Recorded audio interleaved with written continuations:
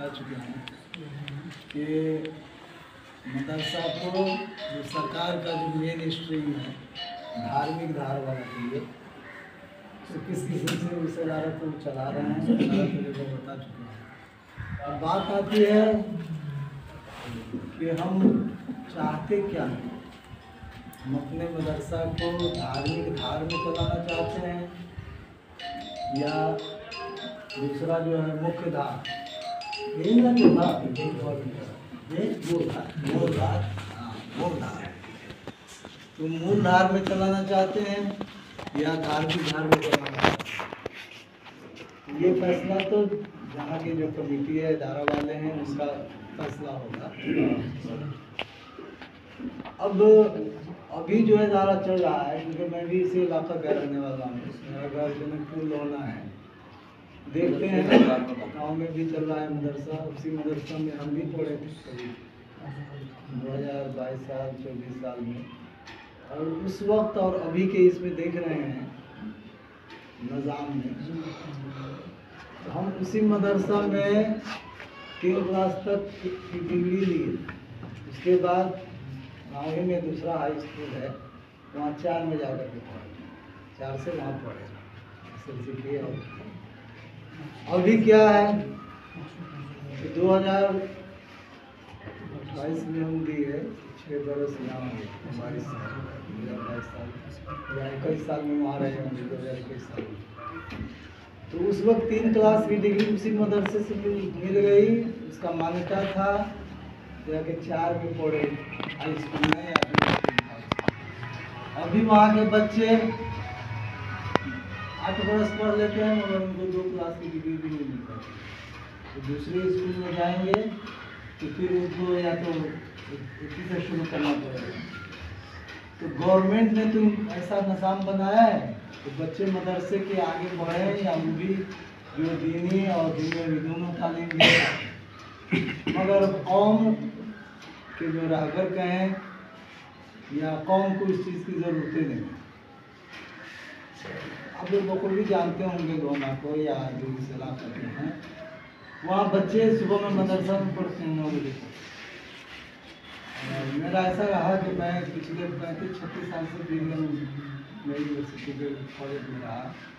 गाँव में एक गायब बगा है 2 महीना 3 महीना पर कभी आए नहीं करता रहे, फिर चले गए, कभी लोग नहीं रहे, इसीलिए ज़्यादा मालूम भी नहीं हो पाया। और जो है हो जाता है क्या दरअसल में हमारे कौम में एक ही खराबी है कि जो कमेटी वाले होते हैं वो चाहते हैं कि बात हम ही तक रहे, हमारी जो आवाम है वहाँ तक बात नहीं जाए।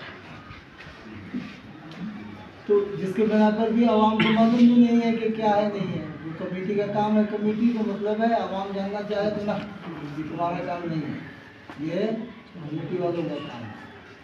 आज भी आपके यहाँ भी होगा, अगर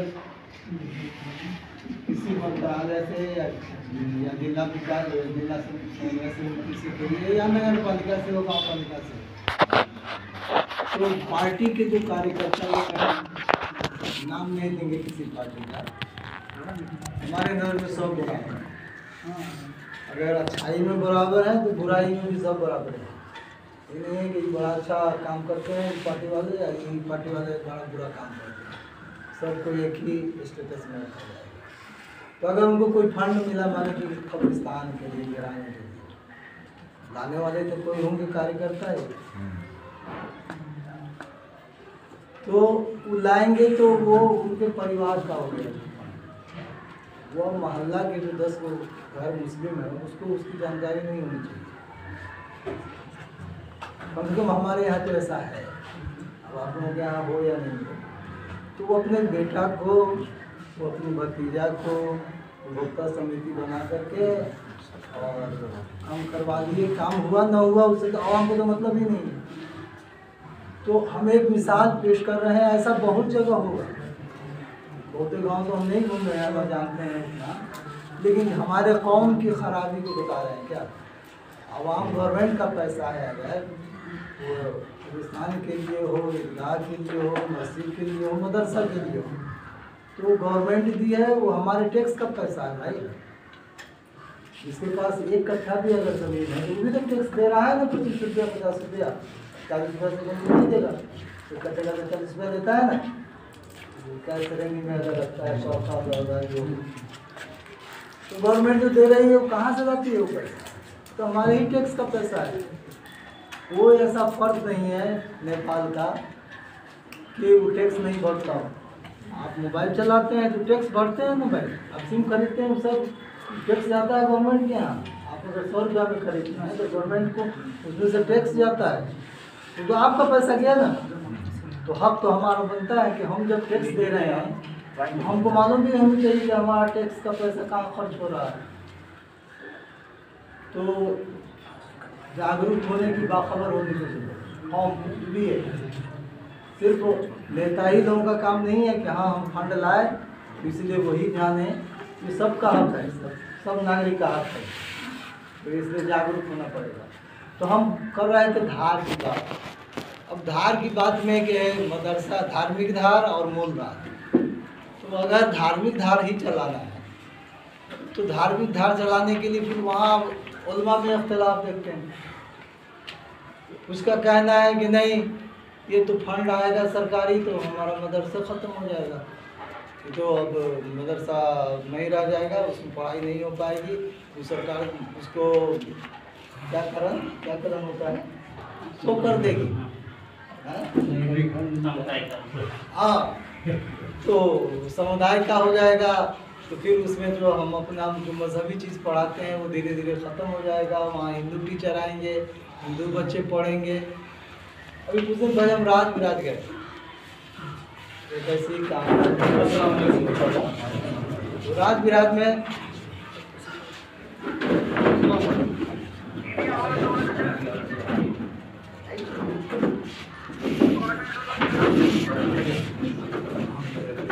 बैठे ना इधर बैठे इधर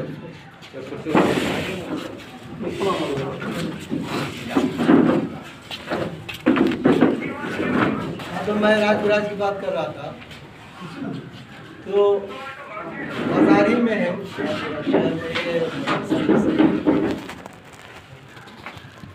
वहाँ क्या देखा और मालूम देखा कि बच्चे जो हैं मामला की बातें पढ़ रहे हैं। हम कहे कि क्यों ये निज़ाम है कुछ है। और वहाँ हमारे गाँव के जगह एक मौलाना भी रहते हैं, उसी में इमामत करते हैं, बच्चों को पढ़ाते हैं।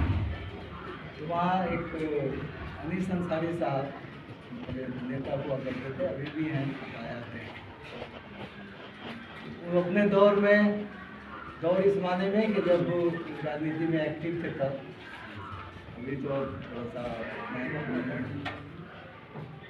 तो उस मदरसा इस्लामिया नाम है शायद, तो उसको 5 क्लास तक सरकारी एडेड कर करके अपने हिसाब से चला रहे थे। हुआ ये कि उसमें जो मुस्लिम टीचर थे वो रिटायर हो गए, तो वहाँ हेड मास्टर थे हिंदी के बने। अब लोगों का कहना हुआ कि हमारे मदरसे में हिंदी हेड मास्टर रहेगा,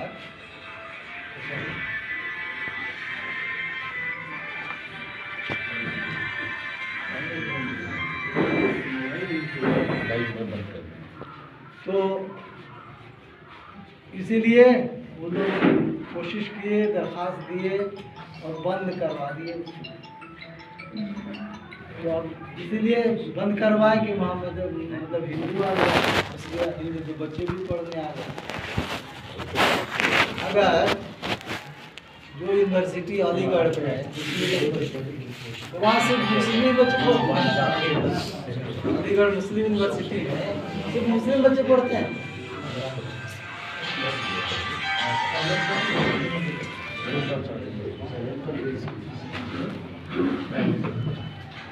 हाँ, सिर्फ मुस्लिम बच्चे तो नहीं पढ़ते हैं। तो कोई भी जो इंस्टीट्यूशन हो रहा है तो जहाँ पढ़ाई की बात आएगी तो हिंदी आने से क्या पढ़ाई डिस्टर्ब हो जाएगी। जैसे में अगर हिंदू को पढ़ना चाहे कि हम भी सीखें इस्लाम क्या कहता है, या उर्दू को सीखने के डर से आए, या कुरान हदीस की बात सीखने के ऐसे तो उससे क्या खराब हो जाएगा। दिन मना करता है क्या? हमारा दिन मना करता है? कि हमारा दीन जो है सिर्फ मुसलमान ही के लिए है, ये तो सारे जहान के लिए दीन आया हुआ है। तो अगर उस दीन के इल्म को अगर सीखना चाहे दूसरा ही, तो उसमें बुरा तो नहीं होनी चाहिए। अब इस बार उलमा बताएंगे, क्योंकि मैं तो उसका माहिर नहीं हूँ और मैं उस फील्ड का हूँ। तो बच्चे से स्कूल ही में पढ़े, शुरू में 3 वर्ष जरूर मदरसा में पढ़े, उसके बाद से अब उस दौर में ऐसा था पढ़ाई का सिलसिला कि हाई स्कूल, मगर हाई स्कूल तक पढ़ाई की उसी स्कूल में, हाई स्कूल में एक सब्जेक्ट उर्दू और फारसी की दूसरी तक स्कूल ही में पढ़ा। SSLC का जांच भी दिया, उसको पूरा करता था कि उर्दू और फारसी देने को मिलता था, नहीं तो इसके हिंदी या मैथिली के बदले में या संस्कृत के बदले में। तो बहरहाल अब अभी तो करिकुलम का कम्बिनेशन भी इस किस्म का है कि अब जो बच्चे अगर चाहेंगे कि हम सिर्फ जो जनरल कोर्स है, तो जनरल कोर्स से अगर चाहेंगे कि हम उर्दू पढ़ें, तो उसके ऑप्शन में उसका अल्टरनेटिव में रख दिया है मैथमेटिक्स ऑप्शन में। तो आप बाद में जाकर के इंजीनियर बने न बने, डॉक्टर बने न बने, लेकिन ख्वाहिश तो रहती है सबकी। ये भी एक हो चुका है खराब, वो हमें में नहीं है, सिर्फ मुस्लिम में, सब कम्युनिटी में, सब गार्जियन को यही रहता है कि हम अपने बेटा को इंजीनियर या डॉक्टर बनाएं, इससे कम नहीं कि फील्ड से ज़्यादा अच्छा सब है। कम खर्च में बच्चे जो है अपना रोजगार करिए या अपनी ज़िंदगी अच्छी किस्म से अच्छी आमदनी करके कर सकते हैं। 1-1 करोड़ रुपया एक डॉक्टर बनाने में लगता है। अब जब MBBS पढ़ के आता है तो 20,000 की नौकरी भी नहीं मिलती है। ऐसा है हमारे समाज में, मगर फिर भी हम चाहते हैं कि हमारा बेटा डॉक्टर है, इंजीनियर है। मेरा लड़का ही इंजीनियर पढ़ के आके बैठा हुआ है, नहीं नहीं।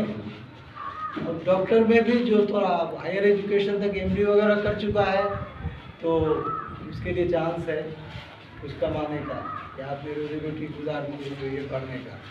पढ़ना बड़ा मुश्किल है, इसीलिए अब हम ये कहना चाह रहे थे कि अब उर्दू के बदला में ऑप्शन मैथ रख दिया है, या ऑप्शन मैथ के बदला में उर्दू रख दिया है। तो हम सोचते हैं कि हमारा बच्चा उर्दू पढ़ेगा अगर, तो इंजीनियर नहीं बन पाएगा, डॉक्टर नहीं बन पाएगा।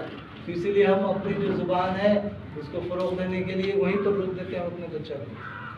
तो हमारा मकसद तो या जो हम चाह रहे हैं कि हमारा बच्चा और भी फील्ड में जाए, वो तो रुक गया ना, तो जा रहा है, वही मिशन है। हालांकि जितने बच्चे जाते हैं, जितने कहिए हाई स्कूल या 12 क्लास पास करते हैं, साइंस पढ़ते हैं, कितने % डॉक्टर इंजीनियर बनते हैं? बहुत कम, नहीं। लेकिन फिर भी हमारा मकसद वही रहता है कि वहीं पर ले जाएं सब। उसके लिए भले ही हमको क्रिश्चियन के स्कूल में भेजना पड़े या दूसरा कोई और वाला जो खुले हुआ है वो सब के यहाँ भेजना पड़े, जो कि दीन से दूर हो तो कोई मतलब नहीं। दीन से दूर रहे, उसको इस्तिंजा करने का तमीज़ हो या ना हो, मगर वो डॉक्टर बन जाए। तो मकसद तो हम बदल चुके हैं अपने, तो कौम आगे बढ़े भी न दुनिया ना आखिरत, दोनों में से कोई हासिल नहीं हो पा रहा है। ऐसा कि इसमें कि हाँ इसको डॉक्टर बन जाएगा तो दुनिया मिल गया, तो भी नहीं हो पा रहा है, ना दिन मिल पा रहा है बच्चे में। हाँ, तो इस किस्म की का माहौल है हमारे यहाँ। तो इसलिए हमको अब सिलेक्ट करना पड़ेगा कि हम अगर धार्मिक धार पे जाते हैं, जहाँ की जो दुनियावी या कहिए नेपाल सरकार का जो दिया हुआ है इंग्लिश, नेपाली, मैथमेटिक्स और साइंस, तो ये सब्जेक्ट भी पढ़े। उसके बाद जो कायनात है, कुरान है और हदीस का जो कोर्स है, 3 सब्जेक्ट है, नहीं तो ये भी पढ़ ले। तो इस डायरेक्शन में जाने पर हम देख रहे हैं कि बच्चे को दीनी बात भी मिल रही है। फिर बेसिक एजुकेशन की बात आती है। अब बहुत से हमारे गांव में हैं, जानते ही होंगे, मौलाना की कमी नहीं है, मगर मौलाना साहब को अगर जाना पड़ेगा वार्ड ऑफिस में, इसलिए कि जनकपुर महानगर पालिका का वार्ड है, तो वहाँ एक निवेदन देना पड़ेगा किस चीज़ के लिए, एक सिफारिश के लिए। तो कहते हैं ना, लिख दीजिए ना, या लिखंदाज से लिखवाएंगे। क्यों? तो मौलाना है, मौलाना का मतलब है कि नेपाली में या हिंदी में लिखेगा तो अब दिमाग खराब हो जाएगा, तो क्या हो जाएगा समझ में नहीं आता। मतलब मदरसे जो ये तालीम है उससे वो अपने आप को दूरी बना के रखते हैं क्या? तो जैसे अभी साहब कह रहे थे मेरा आजम साहब कि वो भी अपना जुबान है। नेपाली अगर हम जानते हैं बोलना तो ये दूसरे का जुबान थोड़े हैं। हम नेपाल मुक्त नेपाल में रहते हैं, तो अब नेपाली हमको अगर पढ़ने ना आए, हमको बोलने ना आए, तो फिर हम इस मुल्क के वासी कहने के हकदार क्या रहे यहाँ से? तो इसलिए ये तो अपनी जुबान है, तो इसको जानना तो ज़रूरी है हमारे बच्चों के लिए। और आने वाले, आज तो खैर काम चल रहा है, आने वाला दिन तो और दिक्कत वाला होगा ना, तो इसलिए बच्चों को तो ज़रूर पढ़ाइए। जैसे अब हमारे उलमा फरमाते हैं कि जो दीनी तालीम है वो कम से कम नहीं सब मौलाना बने तो कम से कम जो ज़रूरियात का चीज़ है, नमाज, रोज़ा और जो ज़कात या अखलाकियात, इस सब की तालीम तो सबको होनी चाहिए ना। तो उसी हिसाब से कुछ ज़ुबान जो इंग्लिश है या मैथ है या नेपाली है बच्चे जानेंगे, उसके बाद आप भेजिए। नहीं तो कहीं तो सिस्टम ऐसा है, पाकिस्तान वगैरह में ऐसा है कि जो दीनी चीज़ है पहले पढ़ा दिया जाता है, उसके बाद तब बच्चे जाते हैं स्कूल में या कॉलेज में। वो हाफिज़ बन जाता है तो वो जा कर के फिर स्कूल एजुकेशन शुरू करता है अलग से। नहीं तो वहाँ का निज़ाम उस किस्म का भी है, वैसे भी ले जाते हैं। लेकिन हमारे यहाँ जब हाफिज़ बन जाएंगे, अगर उम्र हो गई 14 बरस, तब तो उसके बाद जाना तो चाहेंगे नहीं। इसलिए कि अब आज भी ऐसा माहौल है कि 14 बरस 16 बरस में अभी भी भले ही गवर्नमेंट का है कि 18 बरस या 20 बरस से पहले बच्चे की शादी न करें, 20 से पहले। लेकिन अब हमारी कौम ऐसी है, अब हम गाली नहीं दे रहे हैं, हम अपनी कमज़ोरी को बता रहे हैं। ये हमारे घर में भी है, हमारे गांव में भी है कि अब 14 बरस का हुआ तो बेटी की शादी कर दो या बेटा की शादी कर दो। तो इससे सारा पर असर पड़ता है क्या माहौल पर, इस किसी का वो पढ़ नहीं पाते हैं बच्चे या और काम नहीं कर पाते हैं। दूसरी बात हम कौम के हिसाब से ही करना चाह रहे हैं, अब जो बाहर के मुल्क में कमाते हैं, अल्लाह का फजल है, खुशहाली तो आई है समाज में। यहाँ गांव में आपके यहाँ के लोग भी रहते होंगे, हमारे यहाँ के भी रहते हैं। तो पहला मकसद तो हम देख रहे हैं कि जब उड़ के गए तो हम पहले घर बना लें, घर तो बना लेते हैं 4 साल में, उसके बाद खाने का जरिया अब नहीं मिला, तो घर से तो नहीं मिला, प्रोडक्टिव वर्क तो हुआ नहीं। अच्छा, उसके बाद बच्चे को शुरू में 2 बरस बोर्डिंग में भेज देंगे और उसके बाद से तब हो गया अब बोर्डिंग में तब 2 बरस पढ़ लिया या 4 बरस पढ़ लिया, उसके बाद पढ़ाइए बंद भी। तो माहौल इस किस्म का है। फिर हम लोग ऐसे लापरवाह हो गए हैं कि बच्चे को सोचते हैं कि जब पैसा की फराहमी है, आ रही है, पैसा आ रहा है कहीं से, तो उसको पहले मोबाइल करते हैं कि वो ये वाला एंड्रॉयड मोबाइल देते हैं ताकि वो दिन भर मोबाइल चलाता रहे और उसके बाद तो क्या उठाएगा वो। तो ये सबसे बड़ी ख़राबी है अभी हमारे समाज में कि बच्चे मोबाइल में लग करके, और गार्जियन समझते हैं कि हमारा बच्चा तो मोबाइल भी चला लेता है, वो व्हाट्सएप पर बात भी कर लेता है, तो बहुत चालाक हो गया, बहुत होशियार हो गया। मगर उसकी ख़राबी क्या है कि अब नशा खाने का लत उसी में देख रहे हैं, समाज में फैलता जा रहा है, और भी जो बुरा बुरा काम सब लग रहे हैं। तो समाज को सिर्फ पैसा होने से ही नहीं हो जाएगा क्या, हमारी जिम्मेदारी है कि हम अपने बच्चों को जो इस्लामी तरीका है उस पर कैसे जाएं। फिर अब असर की बात कीजिएगा तो प्रोग्राम और जो दीनी प्रोग्राम वगैरह होता है, ये दीनी प्रोग्राम भी बहुत होता है, हफ्ता में 2-4 को होते रहता है, मिलाद कहिए, उस कहिए या और प्रोग्राम वगैरह कहिए। मगर मस्जिद में अगर 5 नमाज़ें हैं तो 6 नहीं पढ़ पा रहे हैं, 6ठा नहीं हो रहा। लेकिन नमाज तो सब पर फ़र्ज़ है ना, तो हम पूछते हैं कि ये नमाज़ पढ़ना सिर्फ आलिम का काम है, वो पढ़ देंगे, जैसे जनाजा पढ़ा देते हैं या इमामत कर देते हैं तो अब हम बरी हो गए। तो कौम भी ऐसी ही हो गई है बहरी, क्या जिम्मेदारी बुझती ही नहीं है या आयब समझती है, मालूम नहीं है किसी का काम में जाने के लिए, जबकि इसी में इज्जत है। अल्लाह का शुक्र है हम 2033 साल में B.Ed पढ़ के पास किए, उसके बाद नौकरी में चले गए यूनिवर्सिटी में। 34 साल में दाढ़ी हमारे मुर्शिद का करम हुआ कि शौक के लाए, और उसके बाद हम इसी प्रोफेशन में रहे, यूनिवर्सिटी के सर्विस में प्रोफेसर के रैंक तक गए। जबकि बहुते लोगों में आवाम में क्या एक ये है समझ कि जो 12 क्लास में पढ़ाने गए या कोई कॉलेज है उसमें पढ़ाने गए तो प्रोफेसर होगा, तो बिल्कुल गलत, ये है नहीं। प्रोफेसर बनने के लिए कम से कम उसको 20 वर्ष पढ़ाना पड़ेगा, वो भी सिर्फ पढ़ा देने से नहीं होगा, उसका रैंक है, लेक्चरर होगा, रीडर होगा, उसके बाद उस प्रोफेसर के रैंक पर पहुंचेगा। नहीं तो हमारा कहना है कि दीन पर चलने पर इज्जत भी है। हम 42 वर्ष नौकरी किए हैं यूनिवर्सिटी और इसी शक्ल सूरत में किए, अल्लाह के फल से कभी जलील नहीं होना पड़ा। लोग इज्जत किए, आज भी इज्जत करते हैं। तो हम अगर दीन पे चलेंगे, दुनियादारी भी निभाएंगे, मेहनत और ईमानदारी से करेंगे तो अल्लाह इज्जत देगा। नहीं तो ये शौक भी बच्चों में दिलाइए कि उसे हमारी मतलब उसमें घाटा नहीं है, फायदा ही फायदा है। और जहाँ बच्चों के लड़कों की बात है कि लड़का ये करेगा, नहीं, आप अगर मेहनत और ईमानदारी से अपना काम कीजिएगा तो लड़के इज्जत करेंगे। ठाकुर राम कॉलेज इतना बड़ा कॉलेज है, पुराना कॉलेज यूनिवर्सिटी का, कभी अल्लाह के मदद से कभी कोई बच्चा आया दाढ़ी को लेकर के या किसी इसको लेकर के और ना वैसा माहौल रहा। तो हम अगर दिन पे चलेंगे तो इज्जत तो अल्लाह देगा ही। तो ये होनी चाहिए, ऐसा शब्द बच्चों में दिलाइए कहेंगे आप। और बात रही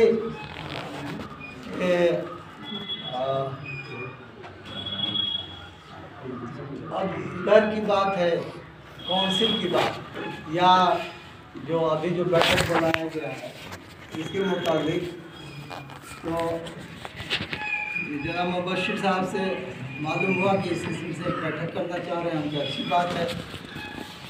जितने लोग अलग अलग एक एक करके इदारा चला रहे हैं या और भी किस्म से मुनफरिद होकर के हैं, तो अगर एक प्लेटफॉर्म पर जमा हो जाएंगे तो बड़ा अच्छा रहेगा। इसीलिए कि प्लेटफॉर्म आजकल जब से ही लोकतांत्रिक कहिए या बहुदलीय आया 48 साल में, उसके बाद से बना क्या है समाज में, सब तबका अपना अपना संगठन खोला है कि नहीं। शिक्षक संघ है, तो प्राध्यापक संघ है, तो कर्मचारी संघ है, या इस किस्म का मजदूर संघ नहीं है। इसीलिए कि अपनी आवाज़ को या अपना जो प्रोफेशन है उससे जो दिक्कत आती है या जो उसमें क्या भला होगा, तो उसको एक प्लेटफॉर्म पर सोच रख करके और उसके बाद लोग आगे बढ़ते हैं।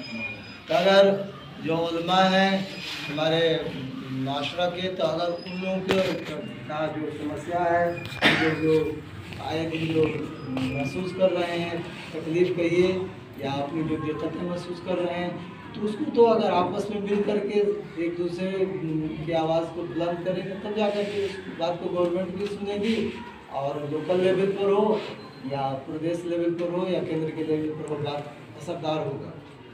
इसी के साथ साथ हम भी कहना चाह रहे थे कि गांव पालिका दे रहा है या नगर पालिका सहयोग करता है, जैसे अभी मिसाल दिए या और भी कभी दोस्तों वगैरह में वैसा है, तो आप बदकिस्मती कहिए कि हम लोगों का जो प्रदेश है 2 नंबर, अब तो 2 नंबर का है बल्कि मदरसे का है, मध्य प्रदेश, तो यहाँ तो मदरसा के नामे से ही लड़की है। एक ऐसा तबका है कि जिसको मदरसा का नाम ही सुनता है तो पूछता है कि ये आ गया वो कौन कौन कहाँ से, अफगानिस्तान से और कहाँ से नहीं, तो ये भी नज़रिया है। इसलिए भी हम लोग जो अगर चाहती है, जैसे मुख्यमंत्री जी को था प्लान, उसके लिए मुहिम भी आगे बढ़ाए थे, एक मदरसा बोर्ड और इस किस्म का काम करें। जगह जगह मीटिंग भी की है, यहाँ भी शायद सप्लाई जी कि उसको प्रयास पे जो प्रदेश सरकार है उसके थ्रू ले जाए, मगर वहाँ तो बहुत ऑब्स्टिकल आया। यहाँ कोई चर्चा, इधर विधेयक दरता भी नहीं होता है संसद में, तो जनकपुर के जनक चौक में जुलूस निकल जाता है। नहीं तो आप करने का उनका अपना एक तरीका था, सोच था चाहे उस किस्म से ले जाए, लेकिन कर नहीं पा रहे हैं, नहीं भी कर रहे हैं। तो अब अगर इस किस्म का हम कोई तंजीम खड़ा करते हैं तो मुख्यमंत्री होना जरूरी नहीं है कि हाँ लाल बाबू राउत मुख्यमंत्री है इसीलिए हमारी आवाज़ को सुनी जाएगी। आखिर सरकार तो रहेगी नहीं यहाँ, सामाजिक विकास मंत्रालय उसके अंतर्गत शिक्षा आता है, स्वास्थ्य शिक्षा ये सब, तो सामाजिक विकास मंत्रालय तो है ना। तो वहाँ जाकर के इस प्लेटफॉर्म से हम अपनी आवाज़ को ले जाएंगे कि भाई हमारी ये ज़रूरत है, हम इस मुल्क के अगर वासी हैं तो हमारे बच्चे को पढ़ने के लिए तो मौका मिलनी चाहिए। या हमारी जो धार्मिक मस्जिद है वो जगह दिया भी है, संसद ने बनवाया है मस्जिद, इस प्रदेश में भी बनाया है, ईदगाह के लिए दिया है, पाकिस्तान के लिए दिया है। तो हमको बहरहाल सिर्फ जो हमारे नेता लोग उन्हीं के भरोसे नहीं छोड़ना होगा, जो कौम के जो पढ़े लिखे लोग हैं या उलमा लोग हैं तो उनको भी आगे बढ़ाना पड़ेगा। और उसके लिए एक प्लेटफॉर्म बनाइए, उस प्लेटफॉर्म के तहत वहाँ आवाज़ लेकर के जाए सामाजिक विकास मंत्रालय में, और वहाँ जाके बोले कि हमारी ज़रूरत है, हमारे मदरसा का ये समस्या है या हमारे कब्रिस्तान का है। तो अब सारे समस्या को उलमा ही के थ्रू तो हल होगा नहीं। तो जैसे प्रोफेशन वाले अपना अपना, जैसे शिक्षक हुए या डॉक्टर हुए या इंजीनियर हुए, सबका अपना है ना संगठन। तो उस हिसाब से हमारा मेरा सोच ये है कि उलमा मुस्लिम मुआशरा का से मतलब जितनी बातें हैं सबको उलमा ही अगर उसके लिए खोजेंगे, हक खोजेंगे तो उनका मुश्किल हो जाएगा। अपना जो है मेन कि उलमा जो है उनकी डिग्री का कैसे मान्यता मिलेगा या नौकरी का मौका कैसे उनको फराहम करेगी, तो फोकस उस पर करके और इस किस्म का अगर प्लेटफॉर्म बनाएंगे तो इसमें कामयाबी भी मिलेगी। नहीं और सारे मकासद को अगर आप कवर करके और चाहेंगे कि हाँ हम सबको ठीक कर लेंगे या सब में हम वक्त दे करके वक्त दे भी नहीं पाएंगे और मकसद भी सब पूरा नहीं हो पाएगा, है ना। इसीलिए इस किस्म का प्लेटफॉर्म बनाएं। अब उसमें भी अगर कोई प्लेटफॉर्म पहले से है नेपाली में, उससे भी मुंसलिक होकर के भी चलाया जा सकता है, उसी का एक पार्ट बन करके प्रदेश कमेटी उसकी गठन करके दूसरे प्रदेश में अगर उसी नाम से कमेटी है तो एक ही संगठन होकर के नेपाल की कोई भी जगह पर खोला जा सकता है, उसी का पार्ट होकर के जिला समिति होकर के प्रदेश समिति होकर के, इस किस्म से नहीं, दोनों ऑप्शन। बड़ा अम्ब्रेला के अंदर नीचे में रहिएगा तो उसका भी और फायदा है। नहीं अपना चाहते हैं कि नहीं हम अलग एक प्लेटफॉर्म बनाओगे तो इसमें भी ठीक है, तो भी गलत नहीं है, लेकिन यह है कि अब एक्टिव होना पड़ेगा तब होगा। अब कमेटी बना लेंगे, फॉर्म कर लेंगे इन लोगों को जमा करके, और उसके लिए जब आगे बढ़ना है उसका विधान बनाना है, उसके लिए जो है दौड़ धूप करना पड़ेगा, बार बार जाना पड़ेगा दस्ता कराने के लिए। तो ये सारे प्रोसेस के लिए तैयार हैं, फिर आगे बढ़िए। खुशी की बात है, अच्छी बात है कि प्लेटफॉर्म होगा, पहचान मिलेगा, बाद में जाकर के और जिला वाले भी इसको समझेंगे और फिर उस हिसाब से फिर मदरसा का कि मुतालिक हो या उलमा का जहाँ जहाँ दिक्कतें हैं, रोजगार की बात है तो उसमें कदम बढ़ाइए, कामयाबी मिलेगी। तो इन्हीं चंद बातों के साथ मैं अपने खत्म करता हूँ।